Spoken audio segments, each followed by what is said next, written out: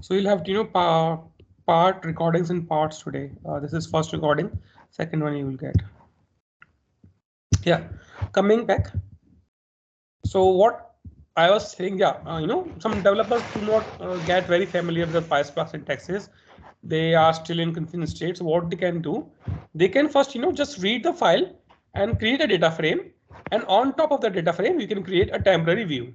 So this temporary view is only going to be accessible till the execution time of this job. Okay. So its syntax goes like that. You will mention your data frame name. You will write this create or temp replace view. It has to be like exactly like this, all the cases as well. And then you will mention the table name, like what table you want to create. So I'm saying sales underscore data. So this is going to be a table name. On the next line, as you can see, I have created a SQL context. Okay, the SQL context I have created on top using the Spark context. I have created a SQL context. This is the variable. This is the SQL context library. Okay. So I've created this variable and I'm using it here and I'm saying SQL context.SQL. This basically allows to write a T-SQL queries. Okay. That means whatever the SQL syntax that you have learned till now, you can utilize that here. Okay. So I am saying select cast index as a string as index. Okay. This is a very SQL syntax. No verify. Okay. Then we have stock category. I mean, we are selecting columns from sales data. Okay, it's a table name that's been created here. Basically it's a temporary view, but it will behave like a table for you. And I'm saying where stock is more than 3. Okay, so you have to mention 3 double quotes before starting your query. You have to mention 3 double quotes at the end of the query. Okay, so this query is going to return a data frame to you. So basically, if I say filter in PySpark data frame, or if I say where in the SQL syntax, it's all the same functionality and it's going to give you the same result. So this is line number 52. Again, we are going to get back a data frame with us. I'm printing the results here and I'm also printing the schema here. Okay, one more example of doing this same thing. Here on line number 59, I am saying a filter function using the PySpark data frame syntax, and same functionality is being mentioned here. Select star from sales data where size equals to m, and here it's a PySpark syntax. So whichever you prefer in real time, you can use that. Okay. So if you want to join multiple tables, all you have to do, read all the files, convert them into data frame, and then convert them into some tables. And then you can write a SQL context. Inside that you can write the query, and inside that you can write left join, right join, or anything that you prefer. Or you can use the join syntaxes that I have already seen in the PySpark data frame examples. Okay, then rest everything is already we have seen, like reading the files, filtering it, showing it, printing the schema. All those are exactly same. So if you have any questions still here, you can let me know.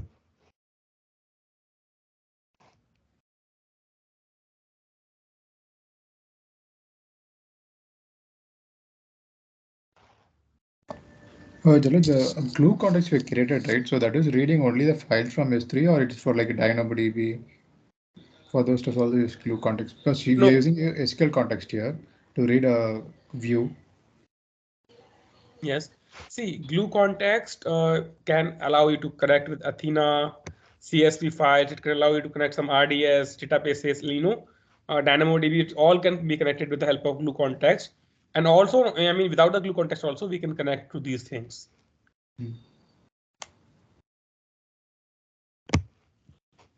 So it depends on you how you want to read this. You can also utilize the Moto3 library.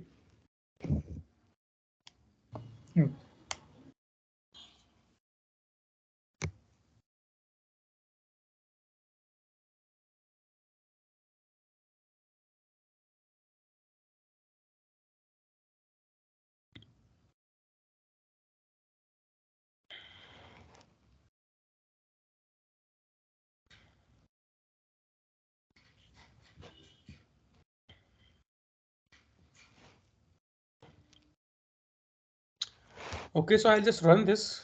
Meanwhile, if you have any questions, you can ask me. This is going to take some time. If you see in the runs, it's running, and this is going to take a time, like a minute or like that. So last runs have taken around a minute. I'm using G1X. Please use the same worker type, and I'm using 4 number of workers. If you want, you can use 2, and you can also use the flex execution. That is also, cheap option, and it's not free of cost. Just remember this part. And also my glue version is 3.0. Definitely you can use the 4.0 as well.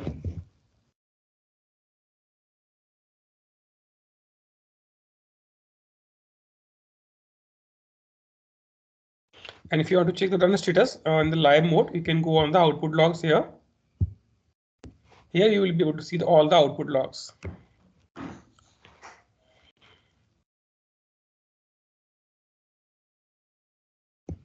This is the log stream generated here.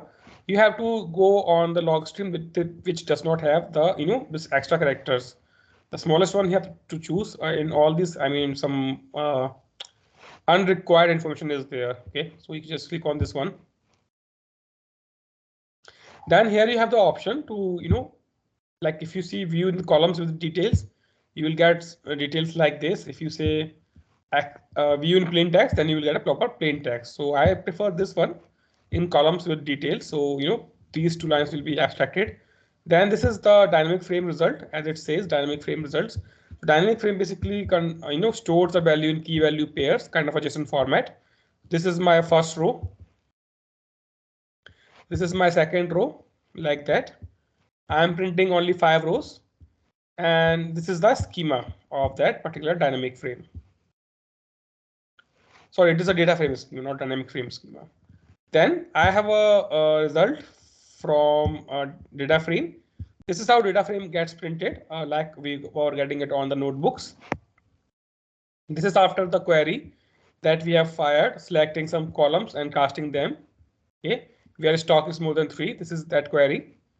Then I have the schema again printed, just for the namesake, and if this is where we have size equals to m, only 3 records we have, and this is size equals to m with SQL query. This is a PySpark syntax, this is SQL syntax, and this is what I'm trying to show it to you. The results are going to be exactly same. Until unless your syntax or logic is different, results are going to be exactly same. So if you have any questions here, you can ask me.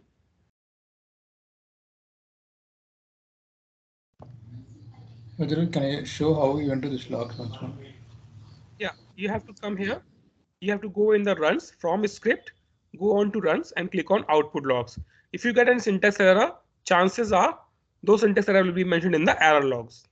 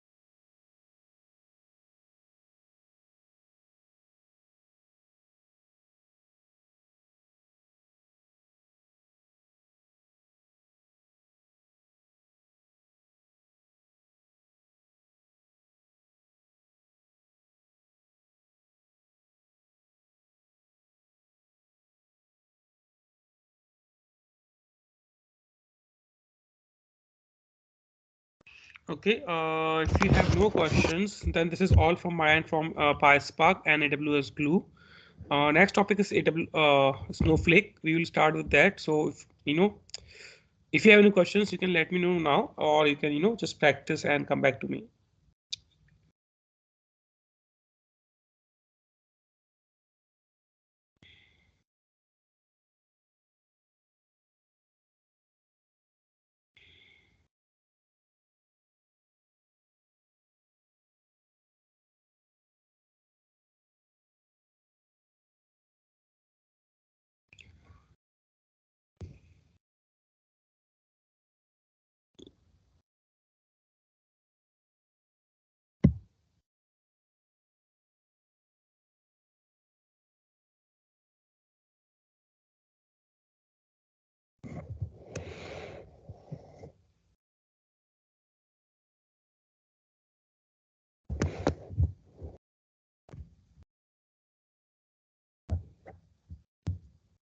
think and let me know if you have any questions.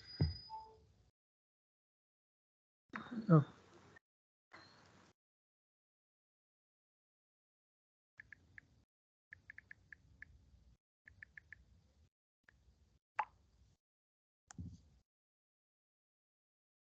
Okay, then just give me a minute.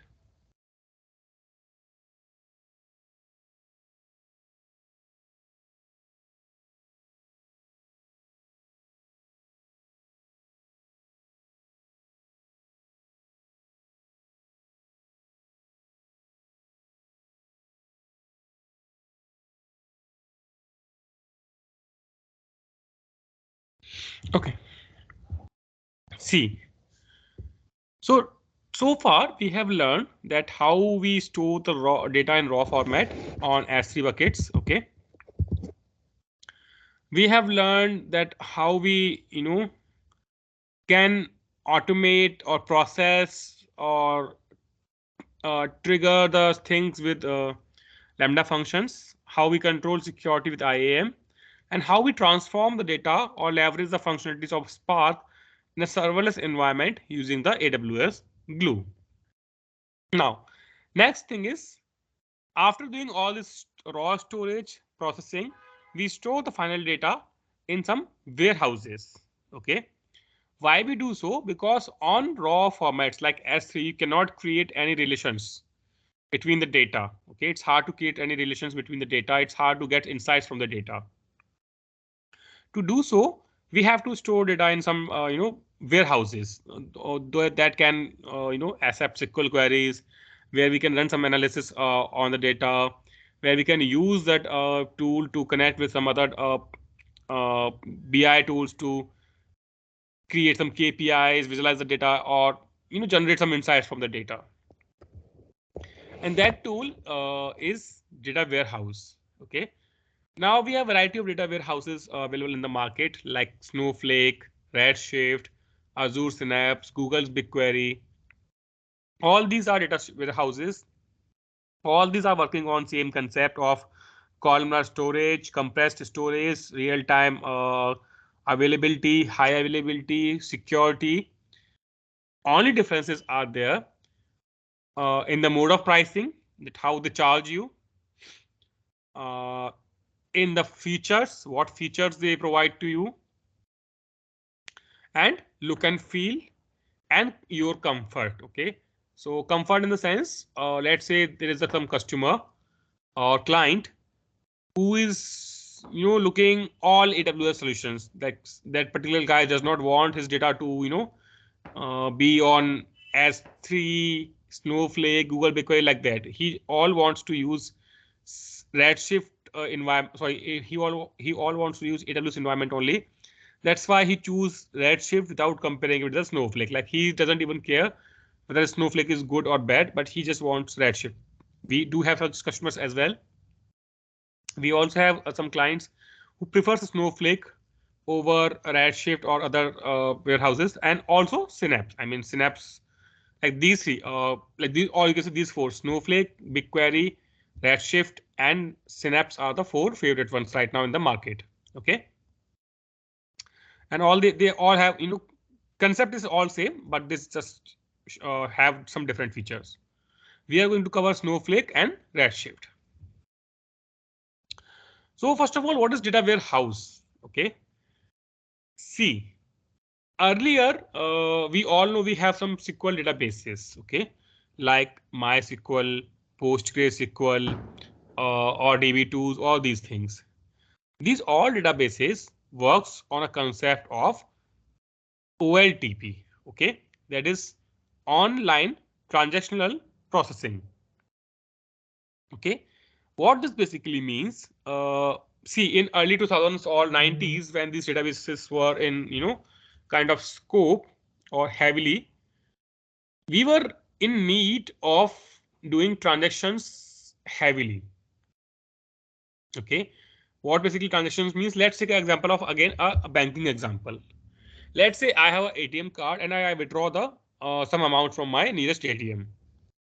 When I withdraw the amount, some tables in the data store will be updated, like what was the amount what was the location, ATM ID, debit card number, transaction ID, and multiple other things. Let's see if I'm let's say if I'm taking the cash from some different banks, then which bank it in which bank it was used, which bank account is there, authentication, and all those things were there. And in real time, the transactions were happening and those were being reflected on databases. Same is happening today also. Okay, so there's no different concepts today even. So in this scenario, what we are doing, for every single customer, let's say it's me, I'm updating multiple tables. Okay, but I'm not completely updating the tables. Okay, I'm just updating a single row inside those tables for my transaction. Okay, so this kind of event or this kind of transactions or this kind of updates are called OLTP. That means online transactional processing. This basically means you are doing single row label updates, inserts, or deletes, and you are doing multiple transactions on a single table. Okay, we might have a one table, but we are doing multiple transactions. We might be doing a transaction in every second, and every different customer is doing a different kind of transactions in different time zones. This is a first half of the story.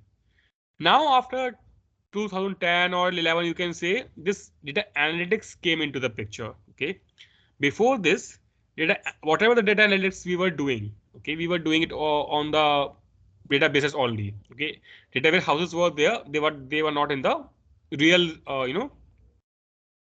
they were not in highly demand at that point of time.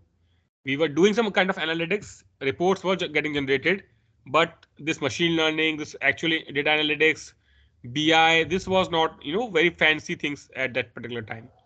But nowadays these things are. And in data warehouses, or you can say in analytics, we do not do single level updates. Okay, what we do batch updates. That means multiple rows will be updated in a single transactions. Okay, that means let's say if I give you a very simple complete example, let's say you do multiple OLTP transactions in a complete day, and at the end of a day, let's say you have a cutoff time at around 10 p.m. You take the data of today's and you move it towards your data warehouses. Okay, this is a single transaction will be done for complete days of data, and your rows in the data warehouses will be updated. Now, due to this different kind of uses, and see this kind of sorry, if I will take a pause here if you have any questions still here first of all.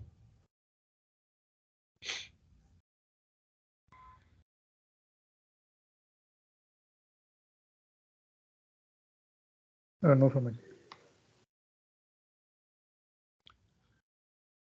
Okay, yeah. So this kind of approach where we push the data from our databases to data warehouses, and then when it is there on the data houses, we run some analytical queries. This time queries are not executed to update or modify something in the data storage or tables, but these queries are executed to gain some insights from your data, like which kind of customers are doing what kind of transactions, what is the high time, what is the peak time where the transaction rates are high, what is the low time where the transaction rates are low. Okay, those kind of decisions are made using this analysis. And all these queries which are run on data warehouses,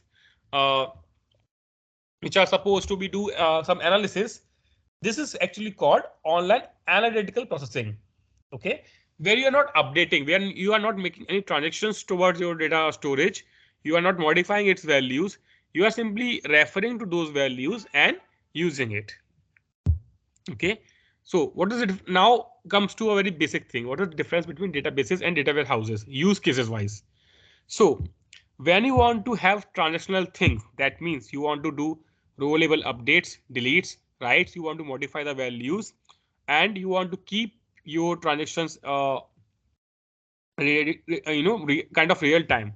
In those cases, you will use databases. Okay, where you want to have the historical data stored. Okay, and you want to run some analytical queries on top of those. You want to gain the insights from your data. That is where you use OLAP. That means your data warehouses. Now, vice versa is also possible. You can utilize your data warehouses for transitional processing, and you can utilize your old DBs, for analytics. But it is not optimized. Okay. See, your SQL is same, your tables are same, your create table statements, your SQL statements, your DML statements, all are same. It's just that use cases are different. These things behind the scenes are built different. Databases are built to optimize your transactions. Data warehouses are built to optimize your analytics. Okay, so you can use them vice versa, but those will not be optimized. Okay, so you have to be 100% clear on this difference first of all. Now, what is Snowflake? Snowflake is one more data warehouse that is available in the market. This comes as a software as a service managed platform. Okay, or you can also say in the term of AWS, you can also say it platform as a service. Okay, this is a single platform where you can host your data warehousing. Okay, you can host your data lakes, and you can host your data engineering, data science, and data application management workloads as well. It allows you to do real time or batch processing both. It has some out of the box features such as separation of storage, separation of compute, on the fly scalable compute, and data sharing, data cloning, and some various other features. Those are not offered by some other warehouses services. So what we get from this? Snowflake is a data warehouse where you have a lot of features to improve your data science, data engineering workload. You have the options of separate compute and separate storage, and you can use it for data lakes creation, or you can use it for data warehouses creation. Okay. Now, Snowflake has architecture. Okay. This is Snowflake's architecture looks like. So it should be above. This should be down. So in the Snowflake architecture on the higher level, we have 3 layers. Okay, we have a storage layer. This is where your actual data is stored on Snowflake. Now, Snowflake is a service that behind the scenes leverages the blob storage or the object level storage from one of the cloud, such as S3, blob storage of Azure blob storage, or GCP's containers, if I'm not wrong. Okay, so when you sign up for the Snowflake, okay, when you try to create a Snowflake account, it will ask you which cloud you would like to associate with. Before creating a Snowflake account, you should have a cloud account. For our case, we all have AWS. So we will choose AWS. Okay. Then it will ask you for region. Try to choose a region that is close to you, and that is you are also using for your AWS account. Okay. So what happens once you log into the Snowflake, and once you create some tables inside the Snowflake, okay, and then if you upload the data, in that case, the data is actually being stored on the S3 service. Okay, in your account, in your AWS account, Snowflake will create a S3 bucket for you, and it will not give the data access to you. Okay, I mean, it will not. I think just a second now. Let me verify this part.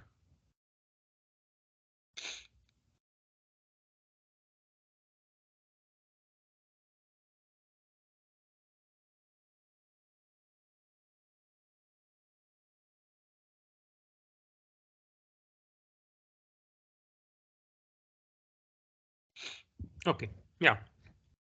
So it will create up some buckets for you, and it will not get any data storage to you. Okay, so you will have some buckets like this, and you will have the data and all those things, but you will not definitely not have data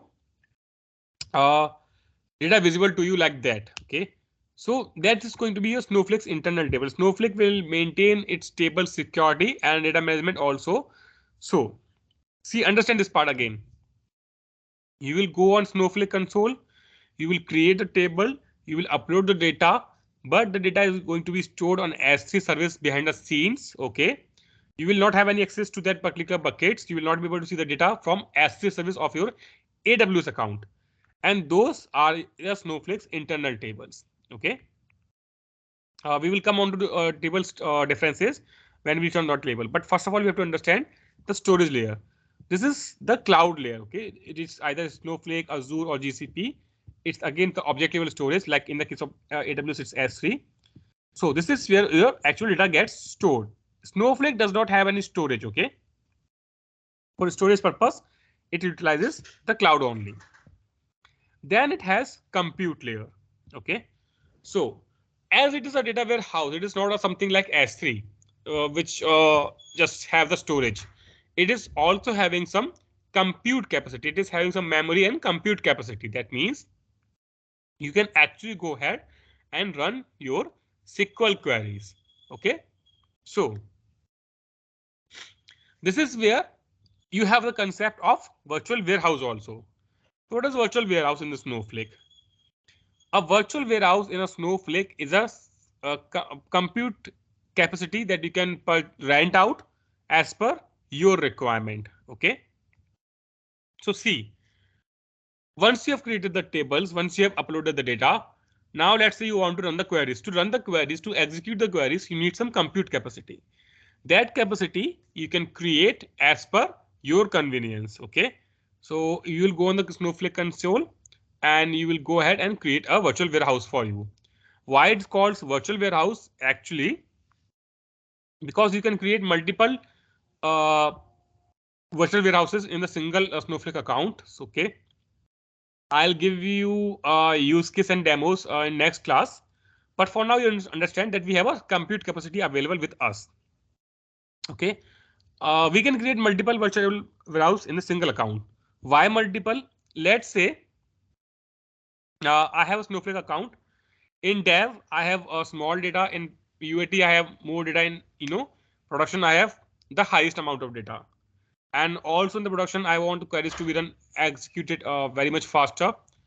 Maybe in dev, I can wait for some time. So I might create 3 virtual warehouses in my Snowflake account, and I will say use this one for my development queries, use the size M for my UAT queries, and use the size L for my production queries, like that.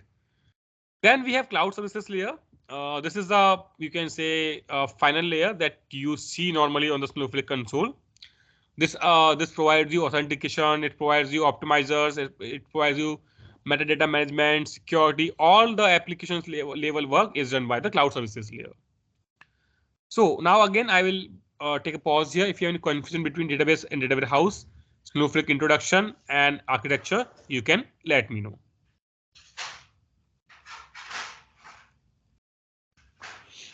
Jalaj, you are mentioning, right, like for Snowflake, we need some cloud. Is it mandatory that we need any cloud service using for Snowflake? If you see, if you come on the Snowflake,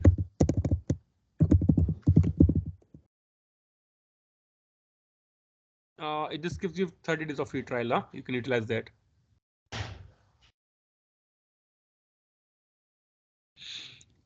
Just type your first name and all those things. Company email is not mandatory. You can type personal also, and can start with this. And if you click on sign into existing account, I mean, if you try, OK, I will not get that. I will not get the screen unless I type the email and all those things. Let's do it actually.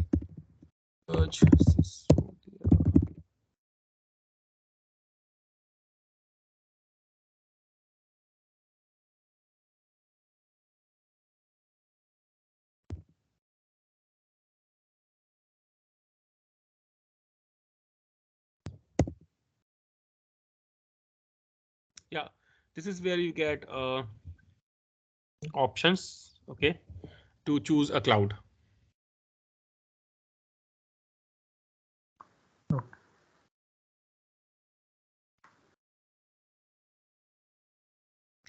Then you have 3 of the options: standard, enterprise, and business critical. So use enterprise as we get $400. So we will utilize that part. Use enterprise. Click on this thing. Choose cloud. Choose region. I'll choose Mumbai only.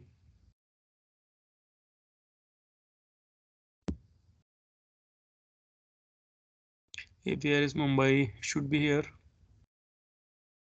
Jakarta, Seattle, Osaka, Europe, Asia, South America. Why I do not have Mumbai here?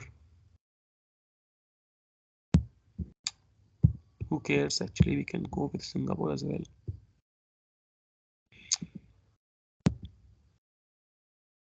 Okay, forget about that. Let's go with Singapore. It doesn't actually matter.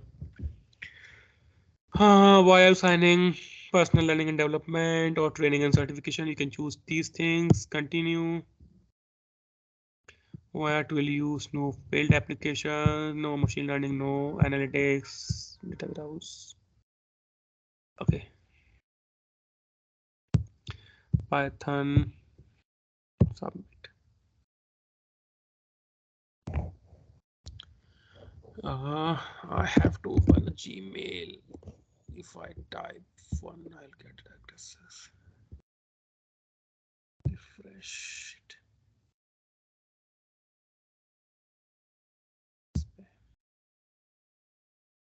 Okay, I'm not receiving the email, huh?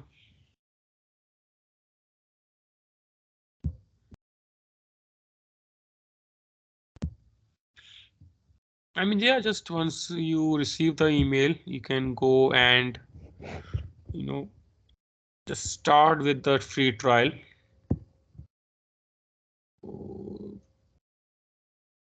Just may take a few minutes to arrive. Okay. Email ID is actually correct. Yeah, so we will start with the Snowflake's hands-ons tomorrow only. On the next slide, I have mentioned the layers functionality. You can go through this. I am going to share this PPT with you right now.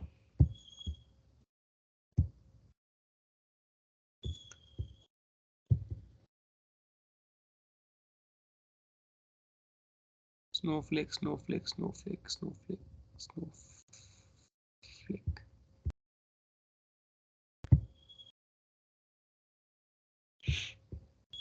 Yes, if you have any questions, you can ask me. I was thinking to give you, at least a look and feel of the Snowflake. Looks like it's going to take some time.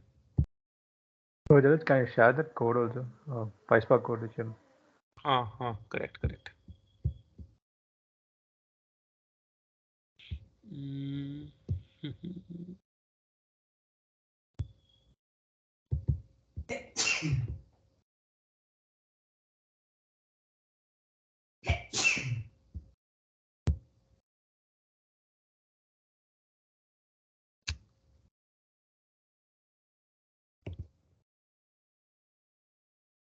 Do I have something in promotions?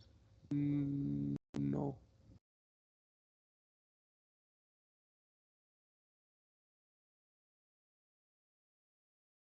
Okay, I think we will do this, hands-ons tomorrow only. I thought that I'll get the email, but I think I have one more account. Okay, let's try to log in with that. Snowflake.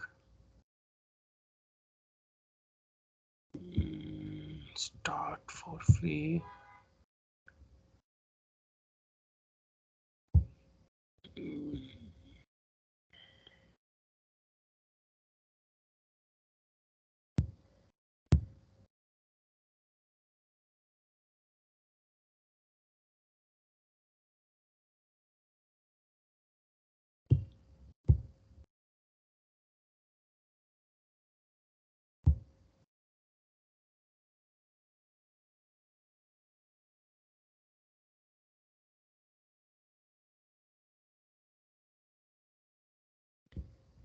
So yeah, this is how it looks like, Snowflake console. So here you have the worksheets. This is where you actually write your SQL codes. If you go through the old videos, you will find a classic console option here. It is available in my production account, but not here in the free trials. That basically means, the console which was there earlier, a few months earlier. But yeah, this is also good. It's not as good as the previous one. It's my personal feeling, but yeah. Here you can have the worksheets as I was talking. This is worksheets. Here you write the SQL queries. You can select star from the table. Like this, you can run the queries. Your warehouse will start, and you can see the results here. Here you have your databases listed out. Snowflake database, Glue database, and all those things. It gives you some practice data for the free accounts. And then you have Snowflake sample data. I mean, this is the sample data. Okay, it gives you some sample data here. Then you have worksheets. Then you have some dashboards that you can create for yourself. You have data option. From here you can wait a second. Yeah, you can create a database, you can create tables, all those things you can do here. Okay, then you have marketplace. This is where you can get actually the more practice data. So you can just download this data sets, or you can create a database in your Snowflake accounts using this marketplace data sets. Okay, obviously not a real-time thing. This is just for practice. Then you have some admin page. Here you can have your cost, your details, or your like AWS also. You can create more users like IAM users we have in AWS. Here you can also create more users, give them access as per your requirement, read access, write access, table access, like that. Then you have warehouses here. This is where you have warehouse. You can create warehouse by clicking this. So you can see I have two warehouse of extra small size. These are suspended. We will talk about more. We will talk more about the warehouses in next lectures. Okay. If you click on warehouse, you can see you can just type warehouse name. Let's see if I type some just practice. You can create a warehouse. You can choose a type. You can choose a size. We have a lot of sizes here. It takes some credits based on the size of the warehouse. One credit basically means approximate $1. Okay,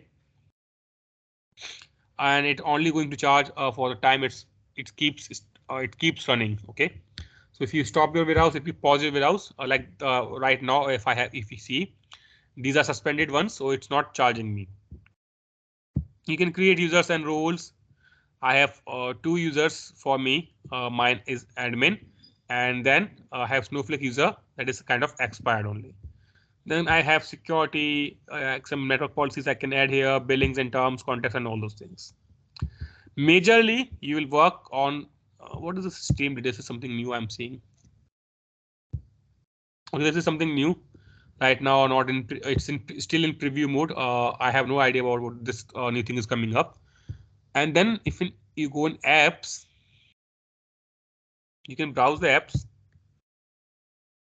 What some app cost optimizer. Some apps are there. Some free app that you want to use in your Spark, like Spark connectors, some DB connectors like those. Okay, mostly connectors only.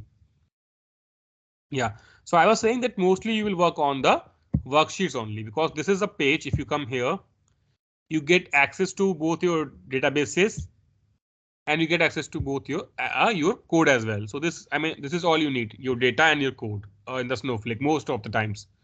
This is all security in warehouse is like one time thing. It also provides some chart functionality. You can see some charts being created here. Depends how you want to use this. Okay, so we will talk more about this. We will create some tables. We will upload some data. All those things we will do practically in next lectures. So if you have any questions, you can let me know. Otherwise, we will wrap up for today.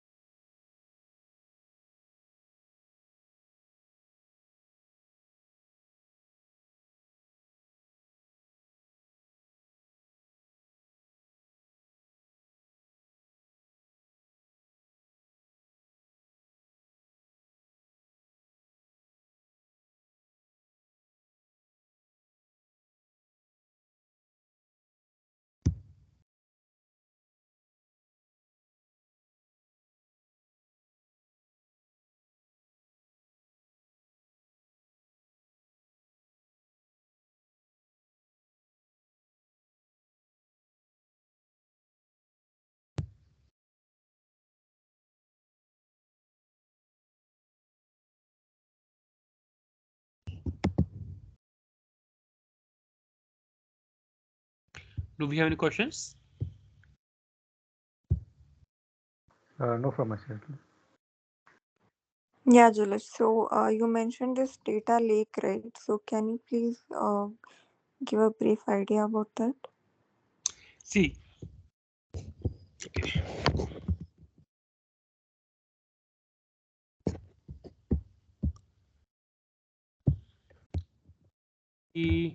DW and DL. Okay. This is OLTP. This is OLAP. Only storage. Live transactions.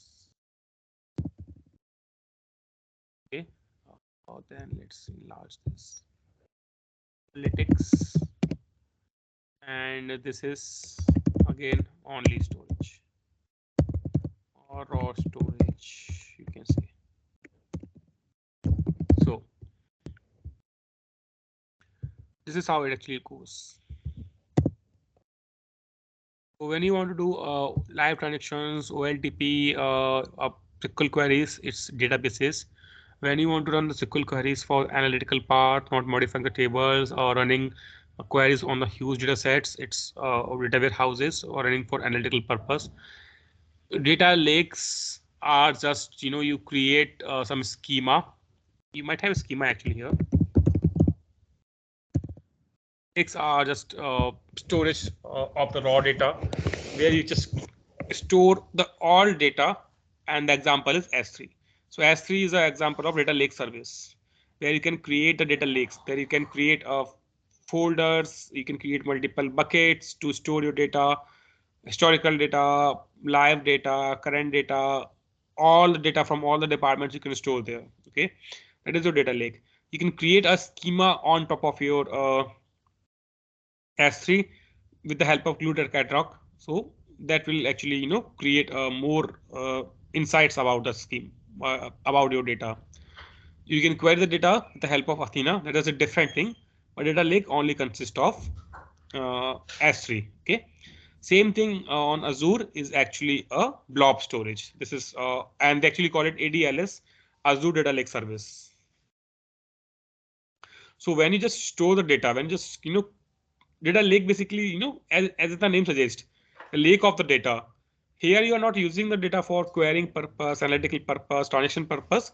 You're simply storing it. That is where your data lake comes.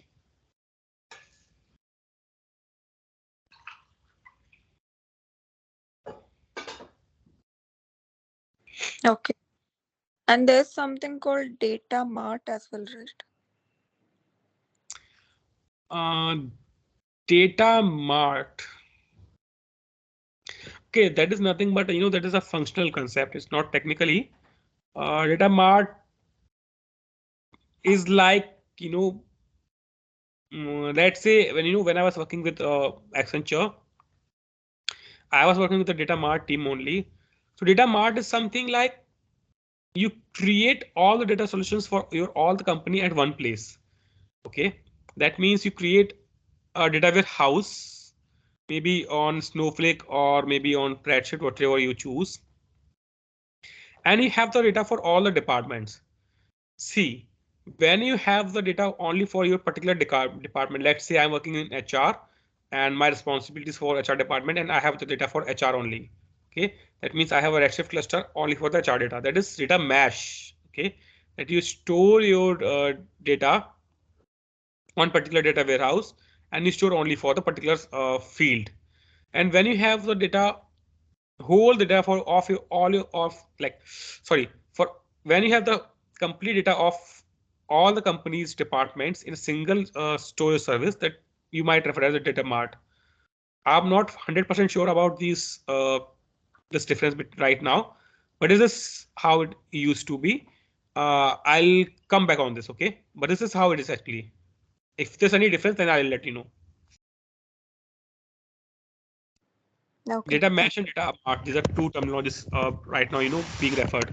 So it's not a proper technical terms, okay? This data mesh and data mart, like this is more of a functional, like how do I say this? You might have a project and you might have some functional terms related to your project that might get famous in other projects as well. So it's not a proper technical term. It's kind of a architecture. It's kind of a principles that you follow, kind of that. Yeah, actually, in one of my projects, there were tables that we were creating in S3, and they were referred as lake table, hub table, and mart table. Okay, so this it can be very specific to your project only, but lake table, as I mentioned, you're creating a table on maybe on Glue Data Catalog on S3, so that will be a data lake service S3. Hub might be on warehouse, some Redshift something, and again mart might also be part of the hub. Wait, yeah, hub is going to be hub and mart kind of connected. Should be connected.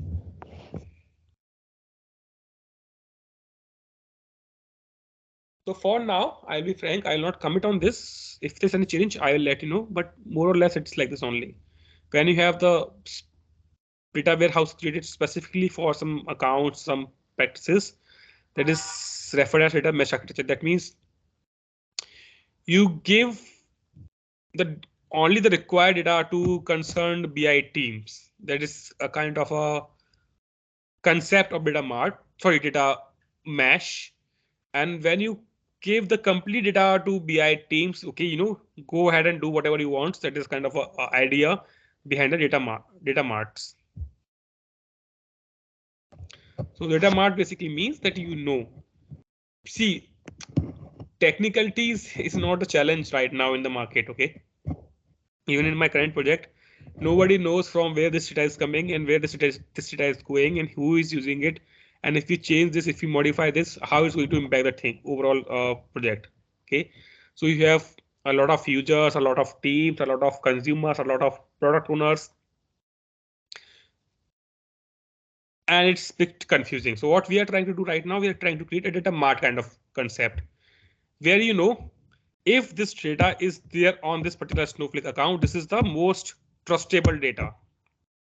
You can say this is the data that company was looking for. Every customer, every product owner, every developer will points now from now will points toward this Snowflake account like that. Okay, it is a kind of data mart concept.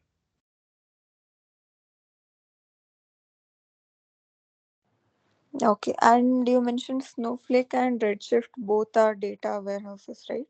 Yes, these both are data warehouses only.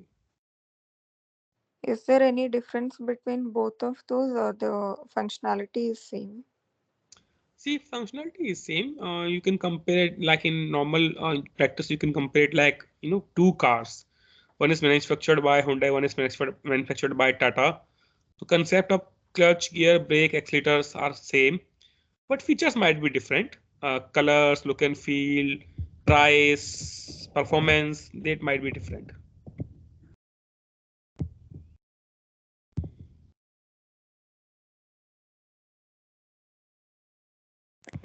And this data warehouse, Snowflake data warehouse, not giving storage is only specific to this one, or this is how the data warehouses are? No, everyone has their own concept.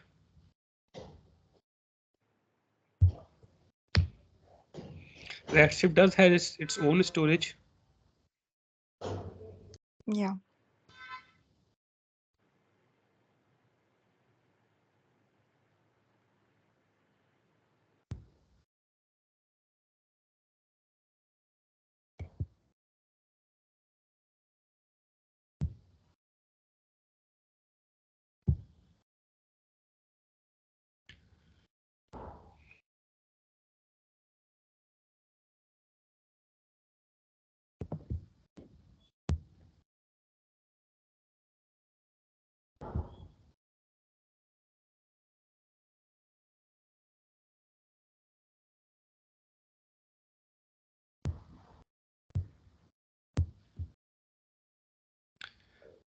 Okay, in that case, we'll wrap it up today, and we'll meet tomorrow. Thank you guys. Thank you for joining. Thank you all. Yeah, one minute.